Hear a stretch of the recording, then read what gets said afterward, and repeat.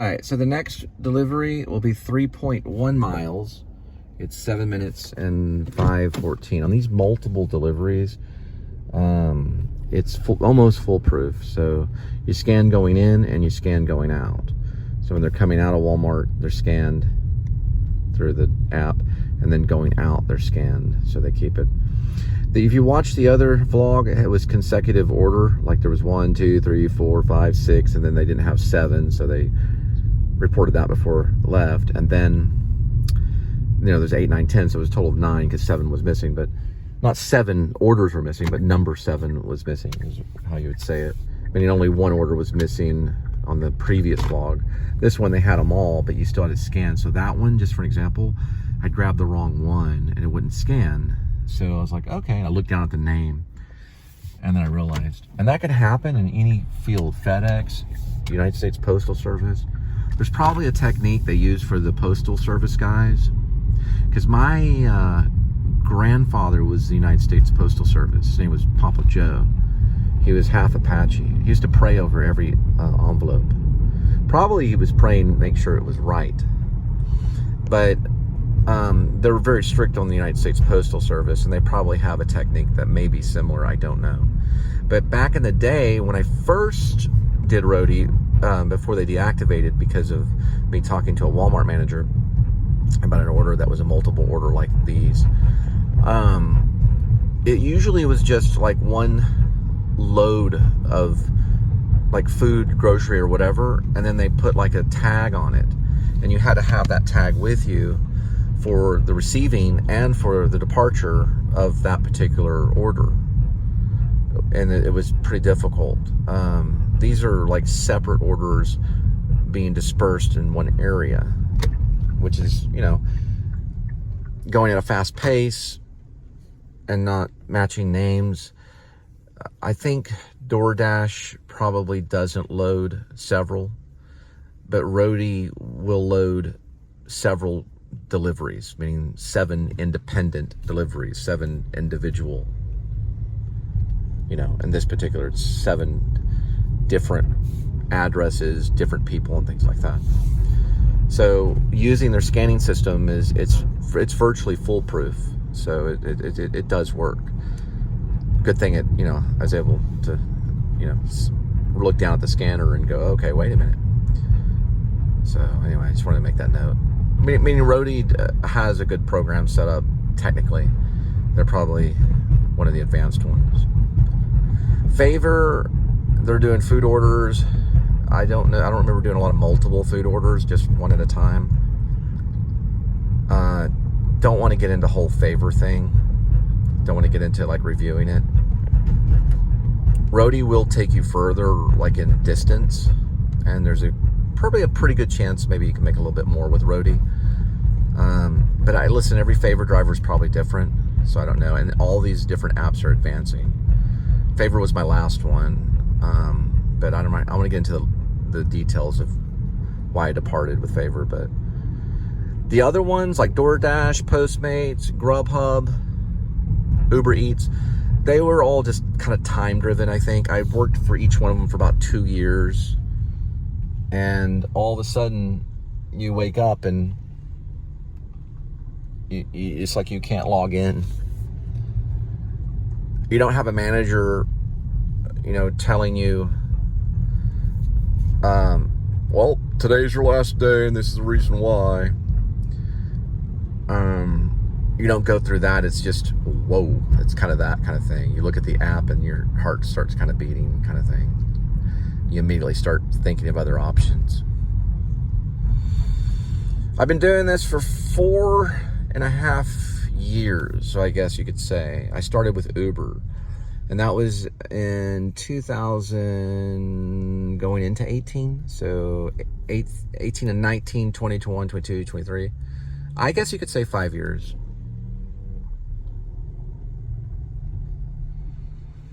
It feels like you're on an ocean.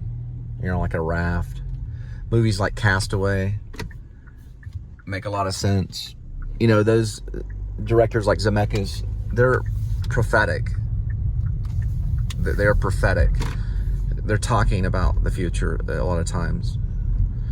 And Castaway, I completely understand Tom Hanks' role and then the protagonist being on an island. You're on an island within society, kind of floating on this raft. Here's some Halloween stuff. They went kind of all out a little bit. Oh, wow. Yeah, mostly balloon stuff. We may do a pass-by. There's a nice little setup right here. Dragon. You got a little Dracula's carriage. I guess that's the Stay Puft Marshmallow Man. And then Ghostbusters, Slime. Something with a hand.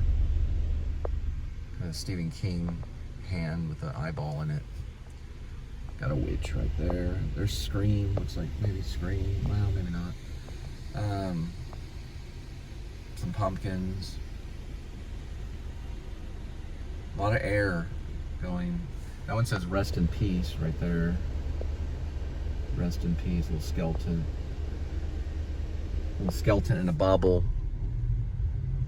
Classic car too coming up.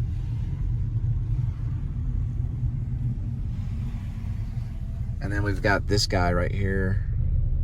Those are kind of spooky, you know, if you think about end times, you know. Clash of the Titans kind of thing.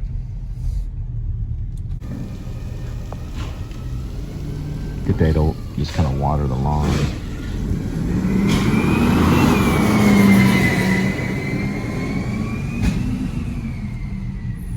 Go back to the days of thinking one of my first films that I ever was on set.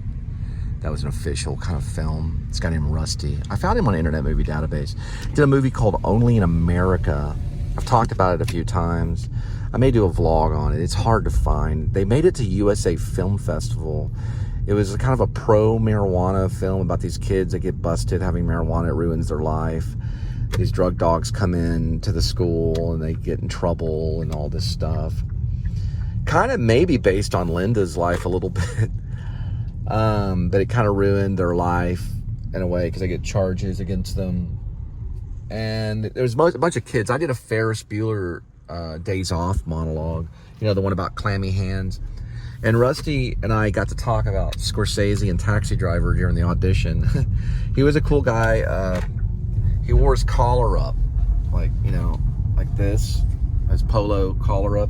They went to a Fish concert and got permission to use Fish for their soundtrack. It's got to be a cult classic. I haven't seen it anywhere ever. I remember one time George Bush once said something about Only in America in one of his speeches. Like that would happen only in America. But it was coming out of NYU, and there was some lady. She was a really pretty lady, real skinny, always kind of hovering over Rusty, making sure the shot was set up correctly. They were using real film. And I was an extra, you know, I was cast as this, you know, student that was in the classroom when the dogs came in to smell for marijuana when they busted one of the girls. It was a movie. It wasn't a documentary, it was a narrative. And then, you know, there's this long scene. I've talked about the scene in SMU where the SMU kids are being really horrible and yelling and screaming. And it would have been cool to have a little documentary crew backstage, or at least looking over the film. It might have been a little bit better. I don't know anything about Rusty. I know they went to a Fish concert and they got like permission to use Fish, as in the band. That's all, you know, that's all. I mean, I went to the USA Film Festival and I watched it. It was a pretty good turnout. The film was, you know, it was, for me, it was hard to follow. You know, this is college days where I'm like reading a bunch. And it was, I guess maybe because I was in a couple of the scenes, but it had kind of a detailed story, you know, kind of documentary style narrative, kind of with these kids are talking about all this weird stuff, and one kid's talking about shrooms in a bar, and they kept messing up the shot and stuff. And anyway, I'm gonna look for it on Internet Movie Database. So this is their setup right here. You got the two twins.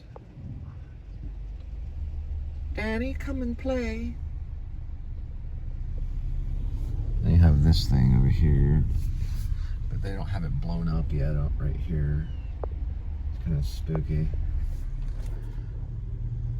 Danny, Would you like to play?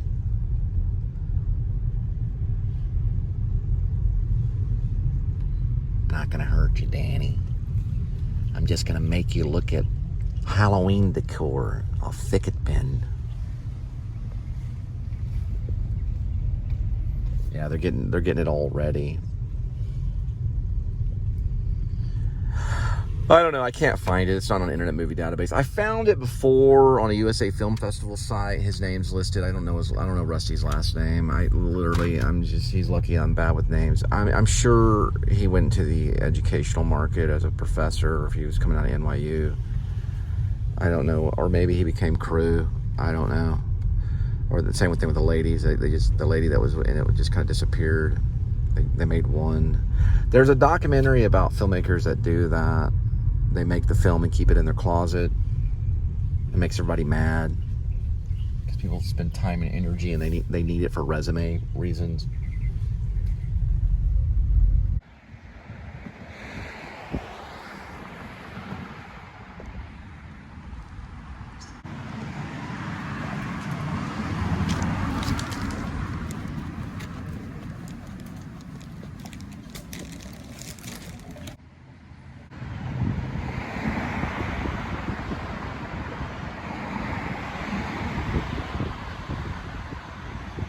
I was 19. I guess I might have been 20, because I graduated high school 1 year late, and then I was, in freshman year, Texas Wesleyan.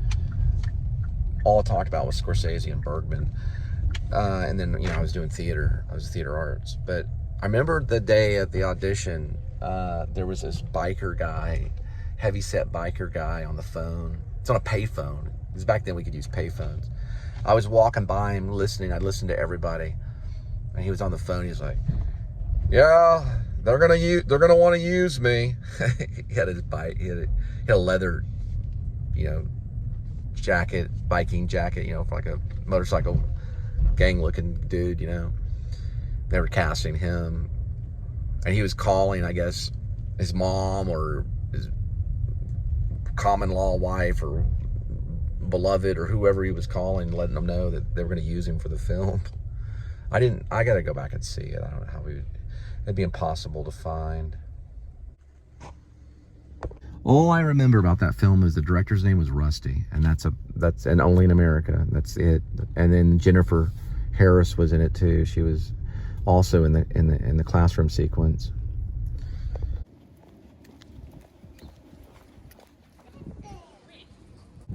Hi, sorry about that. They go for the ankles sometimes. You never know.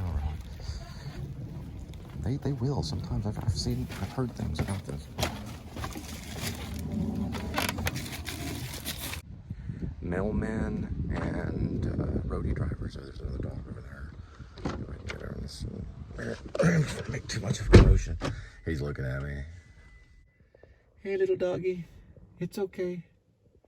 He looks like a nice one. Some dogs are nice. I'm not gonna put down all dogs. People need to be careful, Anyway, gotta watch out for bees too, and spiders, and wasp, and all kinds of fun stuff.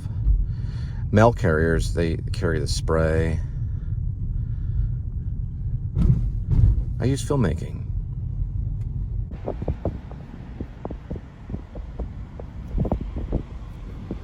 Well, according to WeatherBug, it's going to start raining about 7 p.m.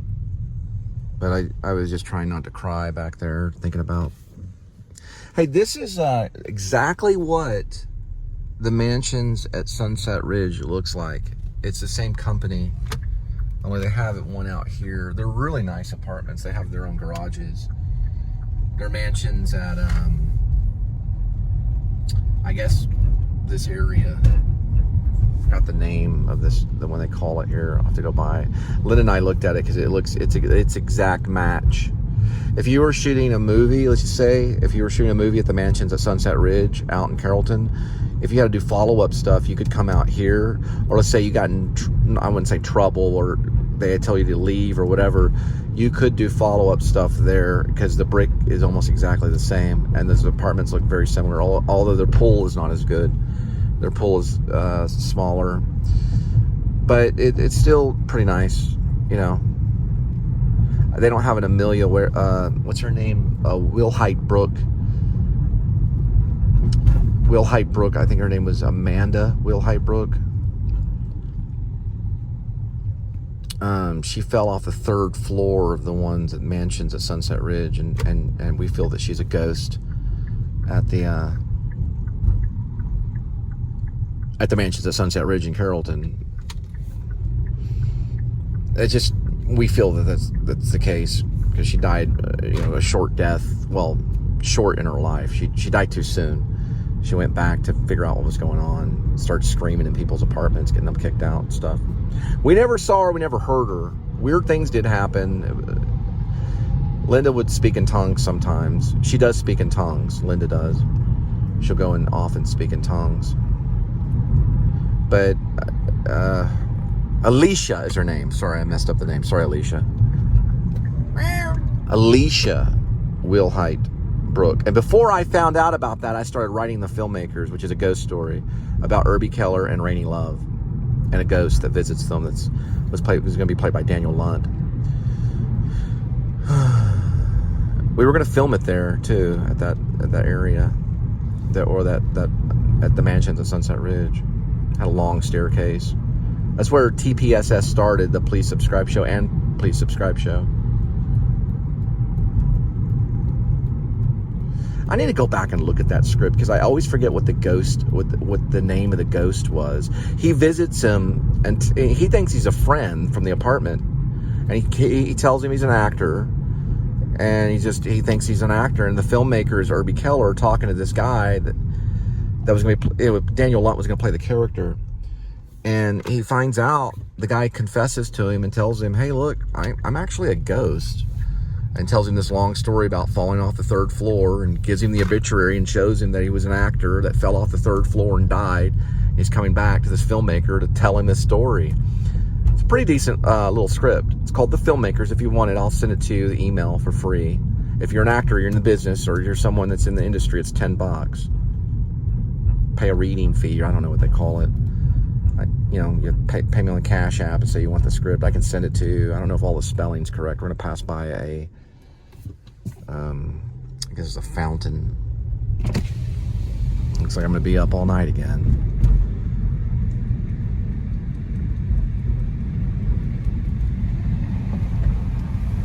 It's a duck area. The water's aqua blue. There's the ducks. Ducks are so great. Do a little, sometimes the goose or the geese will like try to bite you.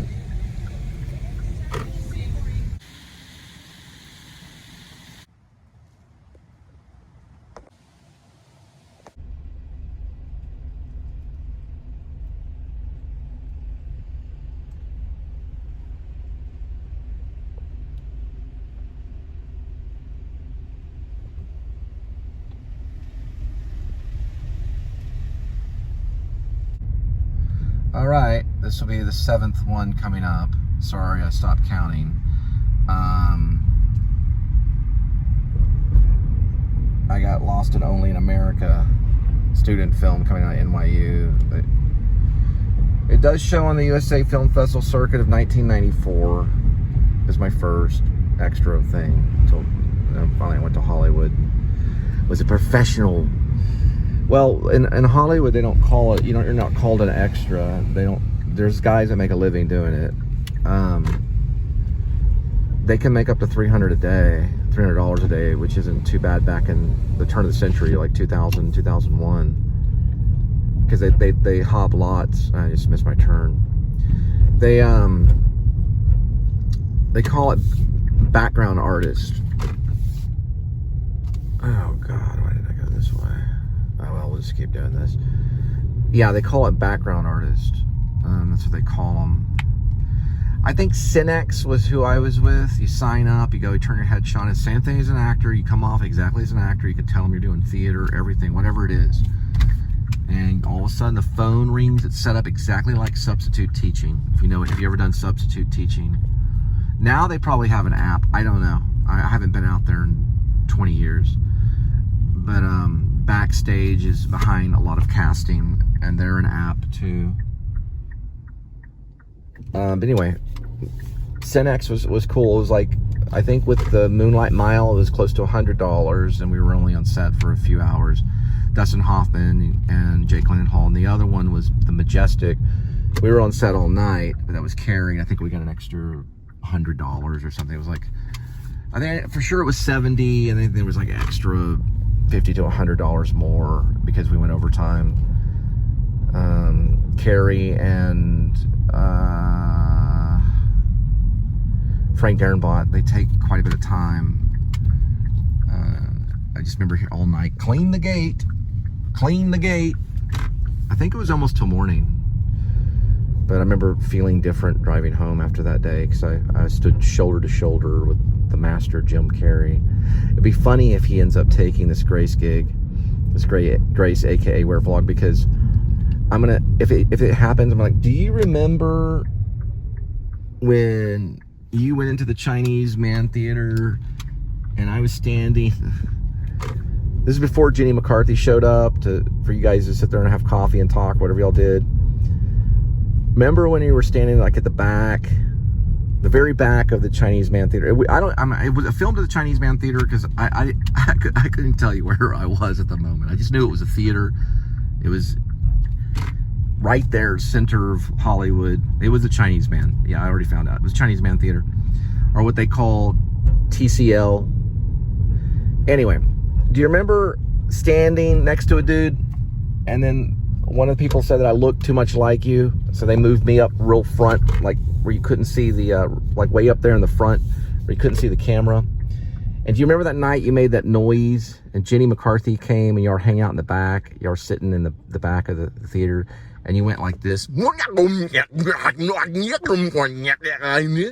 you made us all laugh. Do you remember that? I remember. And Frank Darabont, he was calling out things like when at the very beginning, like thunder, cloud, lightning. Well, I was one of the guys that just walked across the carpet right behind the Sand Pirates of Sahara. My name's Cole Spivey. I was one of your extras. So you might get one of my scripts. I'm just letting you know. I think it'd make good news. But anyway, we'll have to, we'll have to see how the winds blow and which way it goes. I'm still working on it. Been working on it for about 3 or 4 years, and you played a character called Peter Appleton, going through McCarthyism, dealing with the stress of being a screenplay writer. I don't think it was by chance that I was there. No, not by chance. I possibly could have been the real Peter Appleton, only I don't have a monkey. I have a kitty.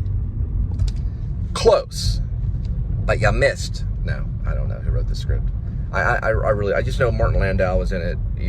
Jim Carrey was in it, and Frank Darabont was directing. I should know like everything about that. I've looked up the writer before, but you know how my memory is, and that's what I'm gonna need to do now. I'm not gonna do a whole The Majestic gig again. The whole vlog about The Majestic. But that was me. I was standing right next to you. And if I would have leaned in and said, hey, Carrie, I'm going to send you a script one day, they probably would have fired me on the spot. I think they all knew. They're not dumb. It was written, The Majestic was written by Michael Sloan. I believe it's a 2001 film, Frank Darabont. Michael Sloan, he wrote Scanner Cop 2. He stopped working after that. After The Majestic was 2001 was his last, that was his last one. I think it was what's known as a sleeper.